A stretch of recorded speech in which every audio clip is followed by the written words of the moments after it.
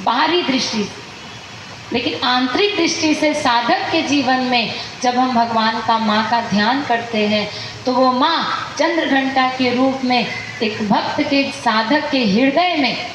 प्रकट होकर के अपने घंटे की ध्वनि से हमारे अंदर जितने भी माया के विकार, राक्षस रूपी विकार, काम, क्रोध, लोभ, मोह के रूप में बैठे हैं, बस जहाँ वो माँ आती है और अपने घंटे की ध्वनि बजाती है तो ध्वनि बजते ही हमारे अंदर के ये राक्षस सब डर जाते हैं। हाँ, क्योंकि अनादिकाल से और इस जन्म में भी हमारे मन में ये विकार बैठे, अपना घर डेरा जमा कर बैठे,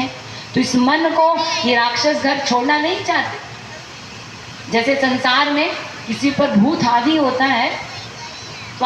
आपने देखा होगा, या किसी पे आत्मा कोई चुड़ैल हावी होती है तो जब उसको किसी महात्मा के सामने लेकर जाओ या उसको भगवान की कोई फोटो दिखाओ तो वो डरने लग जाते, वो जाता नहीं है उस वातावरण में। वो कितना विरोध करेगा, मुझे नहीं जाना इनके पास, मुझे नहीं जाना। क्यों? क्योंकि वो जानता है, वो अंदर का वो भूत जानता है, वो चुड़ैल जानती है कि इसके पास मुझे ले जाएंगे, इस शुद्ध पर्सनैलिटी के पास मुझे ले जाएंगे तो मुझे इसको छोड़ना पड़ेगा, मुझे इस शरीर को छोड़ के भागना पड़ेगा। तो कितना विरोध करते हैं। ऐसे ही है,